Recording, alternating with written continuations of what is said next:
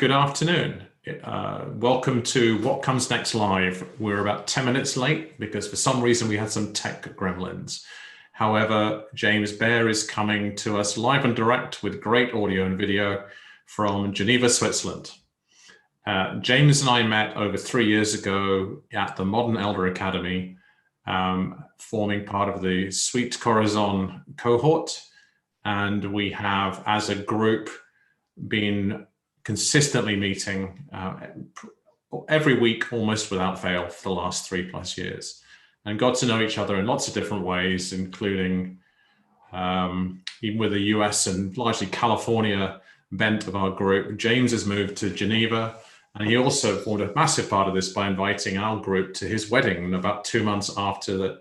And it was with immense pleasure that I attended in California and then welcomed James and his husband to visit in London, which is really cool. James in Geneva is finding new ways to make a difference in the world in what he's doing. And his background is as a leader, innovative business development and health system initiatives, supporting improved care access, quality and value in global healthcare. I don't know much about his work, but I do know he's one of the most awesome humans. So I'm just welcoming my friend on to talk about whatever, as with all my guests, talk about whatever comes to mind for him around what comes now, what comes next, what comes after what comes next. So welcome, James. Thank you, Tom. I'm totally flattered that you asked me to join, and I've been listening to some of your previous podcasts and really enjoying the interactions and the conversations you've been having with others. I hope I can live up to such engaging dialogue as what I've heard from some of your other podcasts. They've been great. Cool. So where would you like to begin? Well, I thought a lot about this and thought what an interesting time it was that you and I met 3 years ago. It was a really important juncture in my own life because as I think you recall, I had just lost my mother only a few months prior. And then that was a big deal as it is for any of us. She and I were particularly close, so there was a lot to go through there. And I decided to stop working and was taking some significant time off. And I was getting ready to get married and getting ready to move to Geneva. So all those things were happening, and it was a big transitionary period. And I realized in the 3 years that you and I have known each other that for much of that time, and in the context of our ongoing connection with each other through the Suite Corazon group, I've chosen to kind of lead with my heart and lead with my desire for meaningful, engaging relationships with all of you. And less with my professional self. And in the last year and a half now, my kind of renewed professional persona has just kind of surged, and I find myself deeply entrenched in my work again, and excited about it. And listening to some of the other people who you've interviewed, I'm struck by a certain commonality of people getting to a point in life, and if they're lucky enough to slow down, regroup, and or have another perspective offered on themselves in the workplace, there's a blossoming that can happen. And I absolutely feel like that's what I'm experiencing right now. So yeah, in very, very specific ways. I mean, I've heard a couple of your people do little mini bios. So I'll try to do that, because only in the context that it's relevant to where I am today. So, I was always determined to keep my life global. I had a grandfather who I'm named after, my mom's dad, who was in the U.S. Foreign Service. He was an agricultural specialist. And during all the years I was growing up, he and my grandmother were living in Turkey and in Jordan and throughout the Middle East, actually, for 25 plus years. So I aspired to a career and a life that kept me outside of the United States. And I kept on a pretty fast track around that. And I went into an undergraduate program, and mind you, this would be the late 70s. It was a program that had a second year abroad. No matter what you were doing within the school program overall, your second year was abroad. And that year brought me to China. And so I was 17 when I went to Beijing. It was 1979. It was the first year of the normalization of relations between the US and China. So it was brand new days. There were 40 US students in the entire country. There was no US embassy. Everyone was still in Mao suits. We were restricted to a campus in the outskirts of Beijing that we had to have passes to come and go from. And I lived there for a year, and I liked it well enough that I stayed a second year. And then I moved to Taiwan and spent 2 more years. And then I moved to Hong Kong and spent another 6 years studying Chinese, Mandarin throughout all of that time, and then becoming a tour guide in mainland China, primarily with British companies. And one US firm. So representing the early days of Western tourists being allowed into China. And so I kept everything really global, and then eventually got back to California to finish my undergraduate degree and then to do a graduate degree in international policy studies and Chinese. I have a minor in Mandarin. And so I come out of that graduate program, and now it's maybe 93 or something like that, early 90s. And I get hired by Stanford University Hospital. Massive. And for any of your listeners who don't know about US medical centers, they are really massive research, education, and clinical machines. They're often trying to figure out which of those various 3 priorities matter most. And there's always a little bit of competition therein. But Stanford hired me to represent them in Asia. And so now, 35 years later, I've been in healthcare all this time. And I always say that I came into healthcare from the back door. So they wanted my Asia expertise. They wanted me to speak Mandarin. I had no idea what healthcare was all about. So pretty early on, within the first year or so, I realized it's about money. That what we were trying to do was to draw very wealthy Asian patients to Stanford Medical Center for high-end care, for quaternary tertiary care. So we had somewhere in the neighborhood of 2,000 patients a year, but they were coming from very, very high-end procedures, and they were paying cash. They were not insured. There were no international insurance products. And Stanford at the time was netting, that is net bottom line, in the neighborhood of $2 million a year off of this program. Those were big bucks in those days to the hospital. And slowly but surely, I started to understand the economics of healthcare. And I went on, just to cut a long story short, and involve myself very much in the business side. What are the economics of care that is equally accessible? What are the unit costs of care that's provided for the primary level by a general practitioner versus that is provided by a specialist? What does it mean to be in hospital in terms of costs versus in an outpatient facility, et cetera? All the nuts and bolts. And that's really kind of where I planted my flag. And, I realized in the context, a lofty context that is Stanford, and it's one of the top medical schools and one of the top research centers in the United States, that I was working with all of these people with high scientific knowledge and clinical expertise. And each one of them, I was working with chairs in the departments and with all of these sub specialists, and I was taking them to Asia with me, and I was learning about who they were. And here they all are bringing this expertise. Well, what am I bringing? I need to have something. And so I started to realize, it took a while, that I was bringing the business awareness and trying to marry the two.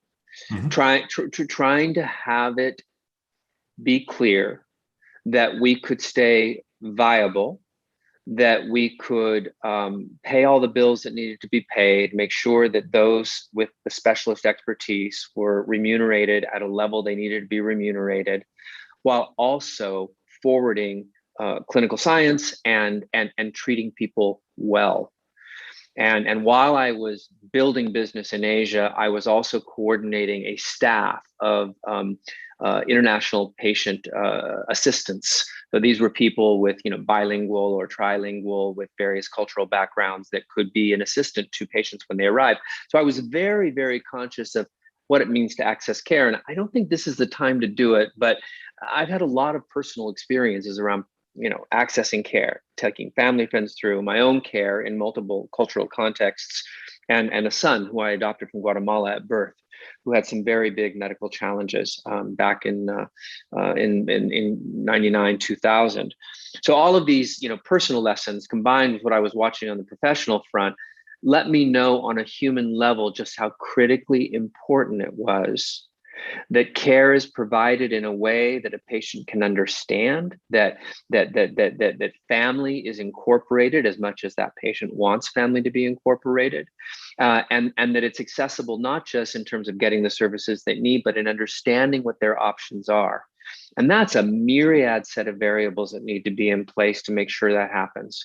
One of the tremendously important variables that must be addressed in order to assure fair access to care is the economics behind that care. And so this is all, the benefit of I'm turning 60 this year, the benefit of this many years doing this. Mm-hmm. And now it's all merging in a really lovely way. So, let me pause there and see what that generates for you. But that's kind of, but that's my way of doing a very, very high level bio about my professional trajectory, and then we can talk about what I've moved into today, if that suits. Yeah, and I think it will, because I know a little bit about what you moved in today. I think if I keep it a little bit contextual, yeah, absolutely. When you and I met about 3 years ago, there is this word of liminality, of this sort of what our friend Chip Conley refers to as a GUI space. We both had a lot of transition going on personally, professionally, etc. As did a number of our cohort. And what has been really fantastic to observe in the last 3 years is how people have had the luxury in different ways to slow down, to assess that and move through it to what comes next, to that piece around being, I'd say our group varies from about 40 years old now as the youngest to somewhere in the late 60s is the oldest. But broadly, the average age would be now at this point, late 50s, early 60s. And, we're just getting going. All right.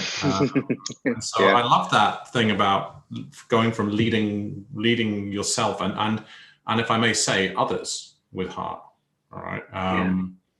And into that professional self and, reclaiming that, and it's, new, surging and blossoming. So what you're actually doing now is very much that.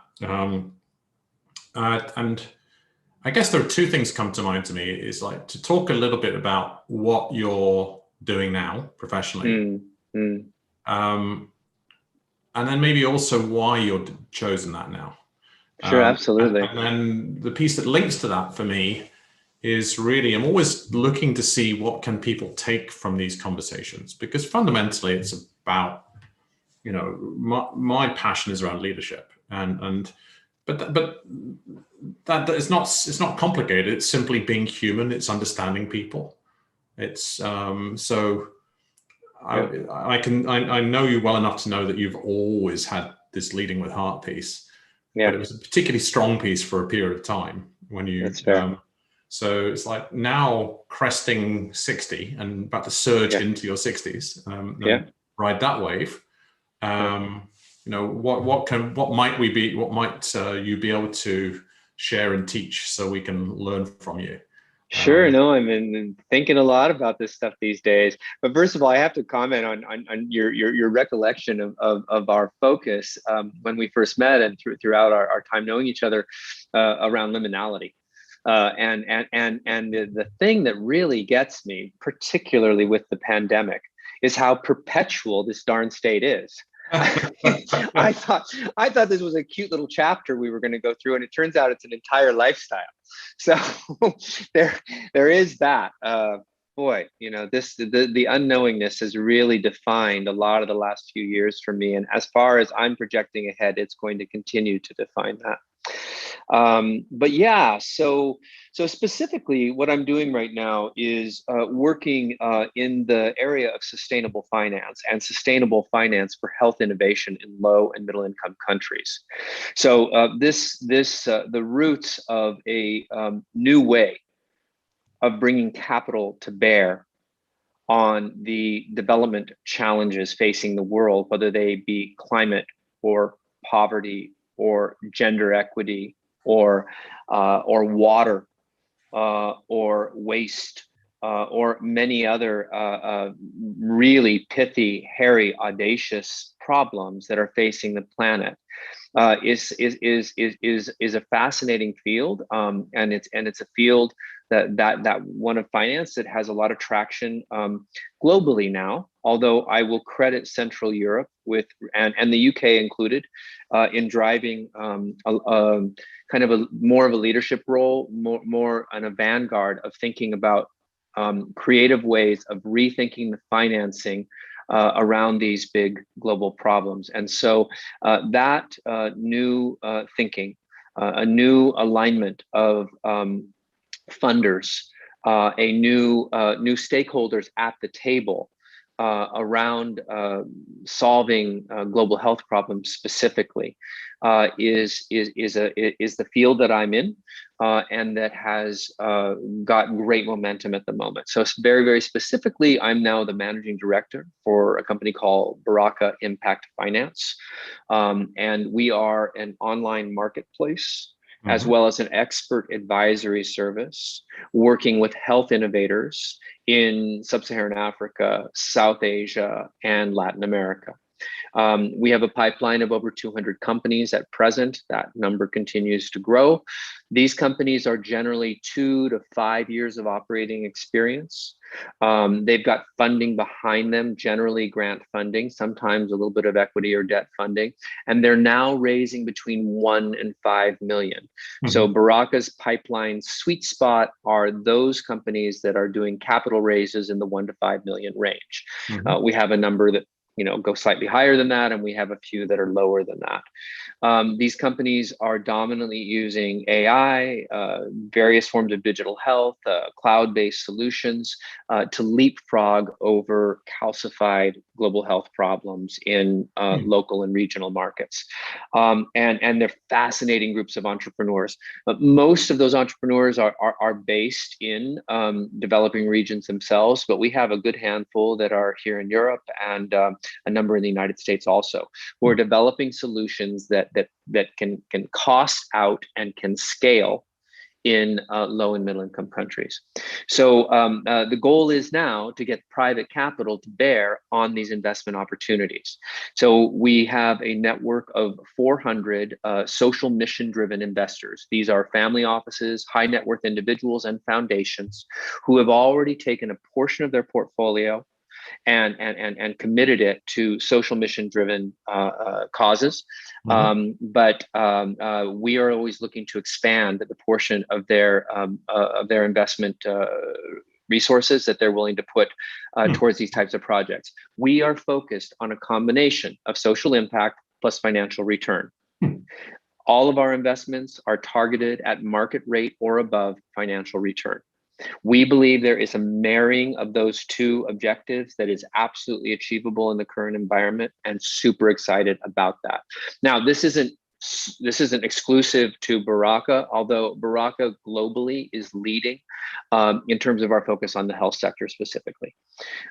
So we are very actively building this marketplace, and the marketplace is probably important to say. Part of our approach is to bring in third-party credible data analytics to frame and contextualize the investment opportunities so that investors can quickly understand what the value add is. So specifically what that means I was on today with an entrepreneur in Kenya. She has been running her company Access Afia for about 12 years now. Access Afia serves primary care needs in the slums of Nairobi and other large Kenyan cities, specifically focused on peri-urban populations. She uses a combination of brick and mortar clinics and then a digital backbone so that they've got app-based access to care for a variety of services in addition to what they can provide on the ground. She is currently raising 2.5 million. And has an amazing track record and an amazing business plan, and I am completely confident that she'll be successful in doing that. So now, how do we talk about Access Avia with contextualizing data? So we bring in World Bank and WHO and IHME data, which talks about the percentage of the Kenyan population living in peri-urban environments. Right. We look at mobile and internet penetration in order to contextualize why Access Afia's solution for mobile-based care makes sense in that context. We look at the physicians per thousand or midwives or nurses per thousand relative to what the WHO says it should be in order to emphasize why this type of primary care solution is essential. So we're doing that with all of our 200 companies and with quite a complex data analytics module, the partnership here in Switzerland that we've set up and in Germany with Heidelberg University to help us curate this data and contextualize the investments. So, for me, it's brilliant. I get to work with these entrepreneurs, and you can hear my passion about it when I talk about Access Afia, but I can go on about any of these guys. I was on with 2 different Latin American companies yesterday, and they were absolutely amazing. So there's a grassroots personal connection that these entrepreneurs feel with their companies and their regions and their markets and their people that really speaks to me. And on the other hand, there's this macro perspective on how we're using capital and what private capital can be brought to do that is super exciting from a global paradigmatic kind of level. So all of this, I'd not heard you express it when I talked to you last about this, it was just when you were getting started. And I absolutely can hear the passion and it was very important that you mentioned your bio, because you do bring all that business awareness and experience, and the word accessible is one you use a lot, right? Yeah. So you sit in the middleman space between finance and the entrepreneur, and just, it's all about accessibility, which is really cool. What I'll throw in there is that some of the core articles I've written in the last 4 years of the sort of 1,350 plus daily pieces are at the bottom of my website. So if anybody listening to this wants to go to tommccallum.com, there's a piece called Leading with Purpose. And in that, I took the triple bottom line of profit, people, and planet that really guided the UN's SDGs and other such things. And with a focus on ESG and other such areas, 2 or 3 years ago, I kind of thought this needs evolved. So I've got a nice green virtuous circle spinning flywheel diagram where it starts with purpose, then people and planet. Yeah. What it doesn't do is ignore the word profit. And an awful lot of I love business, and I love business as a force for good, which is kind of the tagline of B Corps, for example. But the word sustainable finance, it's only sustainable at some level if the people putting the finance in there get a return. Right. And that's quite hard language.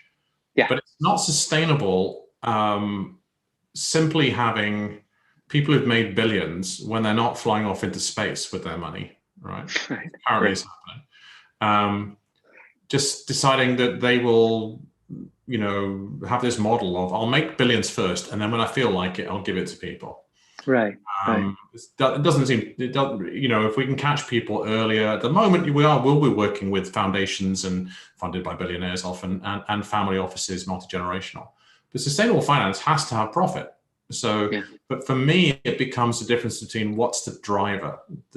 In the triple bottom line, it's still the driver was still the first word. Profit.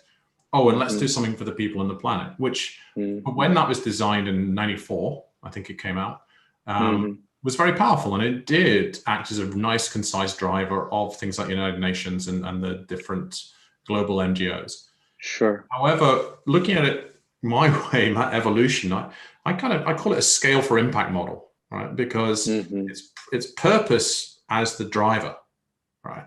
Then people and planet. And at the bottom of the flywheel, which feeds it, is you have to keep your eye on the profit. There has to be a return. And when you have that, a classic example everybody uses in this space is Patagonia. And the last CEO stepped down, Rose Macario, said, the more good we do, the more money we make, which is the simplest way of putting it.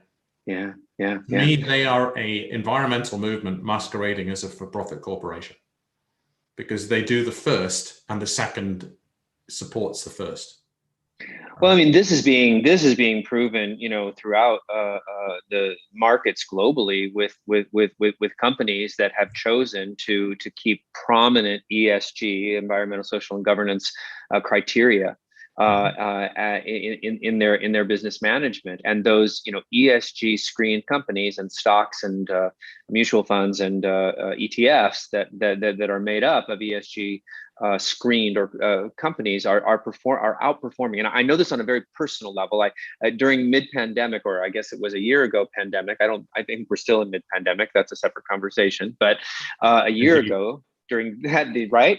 A year ago during that portion of the pandemic, I had some time on my hands, like we all did. And so I reallocated all my retirement funds, and that makes it sound like there's a lot, not really that much, but there was money to take and responsible kind of approach to take with it. And I put them into a series of ETFs and mutual funds, about a dozen of each of those categories of vehicles, and they have outperformed the S&P several fold in the last 12 months. Now, I don't think ESG is the end all and be all. That's another conversation. That's an entire, it's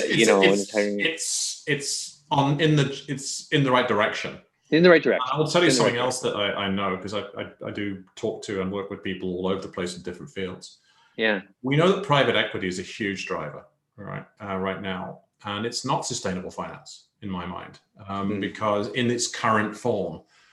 Because it takes things out of the public realm, so it's not accessible unless you're high net worth. But also the typical model is buy it, drive cost efficiencies, move it on within 5 years. Right. So there's nothing sustainable about that approach. No. And what's an interesting confluence is that in the private markets, where businesses are available to either take private or privately held businesses to be bought by private equity, right? And there's a lot of consolidation going on, driven by this finance in virtually every sector in the world. The valuations of the ESG strong companies are higher. So it's in a very interesting confluence that if you're looking at something, you go, oh, they tick the ESG boxes, they're getting more money. Now, at the moment, to some extent, it's a market sentiment. It's a bit of a box ticking exercise. But on the other hand, it's moving everything in the right direction. Absolutely. It does need to be backed up. So what you're talking about, and it's, I do thank you for using a live example of the business that you're deeply involved with as a managing director. Because I do hear the naysayers still saying, oh yeah, it's all just talk. It's all just box ticking. And CEOs ultimately only care about making money on their stock options. Well, there are a whole bunch of those people out there. Right. If anybody wants to get a real sense for answering the question, do you have to be fair to win? A guy called David Bodanis wrote my favorite book of the last year called The Art of Fairness. And it's a fantastic book.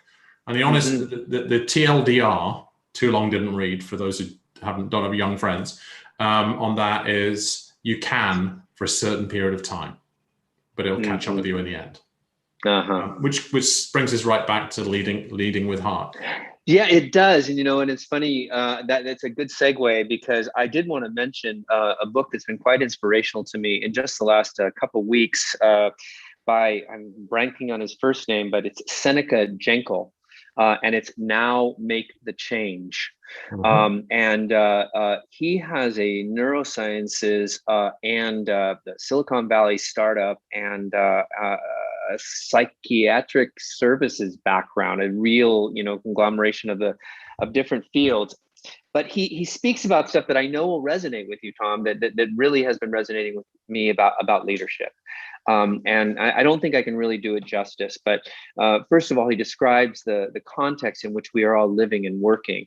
And he uses a acronym that is taken from the U.S. military called VUCA, VUCA. So it's volatile, unstable, chaotic, and ambiguous, right? So he keeps on talking about the VUCA environment that we're all in, and then he talks about modalities of working in that environment and what the options are to us. And he talks about two dominant modalities. One is to control and protect, C&P, and the other one is to create and connect. So control and protect is what we do when we're, throw out the Excel spreadsheet when we've got a new problem in front of us and we want to, one way or another, get this into something that we can all understand together, or that at least you as the leader can understand and have a sense of control. And the create and connect is when, all the neurons are open and you are allowing a more, free flow of ideas and of inputs, and less of a prescriptive approach to how things move forward. Again, I don't think I can do justice, but I love the way that he writes about these two different modalities, and it's really informed. So right now I have a team of 12. We're spread out between Bogota, Lagos, Mumbai, Kuwait, here in Central Europe and in the US. And it's a dynamic, interesting group of people.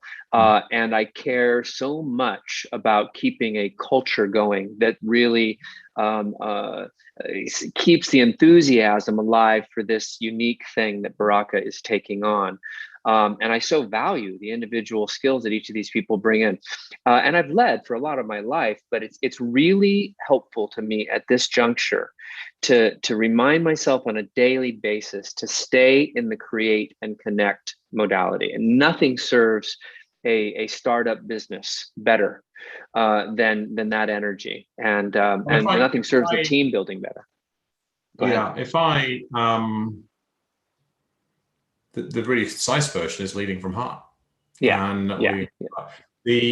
VUCA came from, for the listeners, it came from the United States War College a few decades ago, with global military leaders realizing that, the old way didn't work.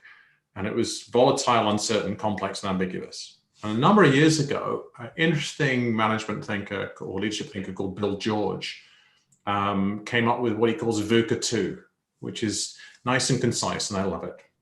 But fundamentally, it's that shift from, command and control, and there's a thing called the OODA loop. You might be familiar with that too. No, I don't know the OODA loop. Tell me. It's how fighter pilots operate. Observe, orient, decide, and act. And they can do it many, many times. And part of this is that the command and control, this idea of command and control leadership, in the military, with the right energy and focus and culture, makes absolute sense. You need to give the framing, you need to give boundaries, right? But if it's about toxic, fear-based leadership, it doesn't work. So the idea of VUCA 2 is simply, in my language, and I put this at a sort of highly contextual level, is a flip of how to deal with uncertainty and volatility in a love space rather than a fear space, right? In that type of energy. So the VUCA 2 is vision, understanding, courage, and adaptability. Oh, lovely. That's great. It's slightly different. So and I think that I think we are in that space. It's really exciting, and I think we're both in a place of being excited and energized by it. That there is a different kind of leadership that can come forward, and it will create sustainable finance, and it will create market returns, and it will make capital accessible to those healthcare provision and accessibility entrepreneurs around the world. And it will allow those people who are ahead of the game a little bit on their where they want to allocate their finance to gain access to that. and to bridge it into those metrics and data and stuff. So it's very cool, and I'm very and I would imagine there's just listening to your example is going to be valuable and inspirational for a lot of people who sometimes we need reinforcement. It's like that everything works, and I love the accidental strategic plan you have behind you of inhale, exhale, repeat. And I'll show you this one that I have stuck up here on my wall because it's not visible otherwise. And this is from a past guest on my show called Steve Chapman. Can you see it? I actually can't read it. Bring it a little closer. It's a 10-year plan. Oh, it's great. Do stuff. See what happens. And then an if-then loop. Am I dead? All right, tombstone. That's great. That's great. Do more stuff. See what happens. So we've both got strategic plans behind us.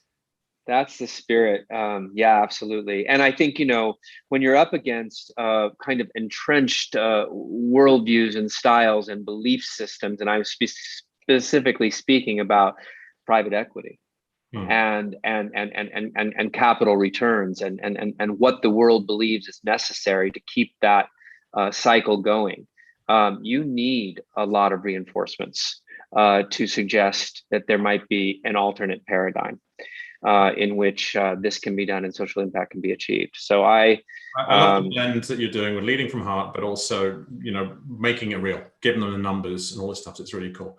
So we've run over a little bit and we could talk for hours, I'm sure. Let me do what I always like to do, is just leave my guests with the last word. Well, let me tell you that you called out the posters behind me here, which actually, when my husband and I moved into this rented flat, were already hanging on this wall. I didn't put them there. And what they say is inhale, exhale, repeat. There is no more important reminder to all of us. Do it consciously, do it regularly. Life goes better. More things open up when you keep that rhythm going. So I'll leave it at that. Perfect. Thank you so much, James. It's been a pleasure and a privilege. Totally. Likewise.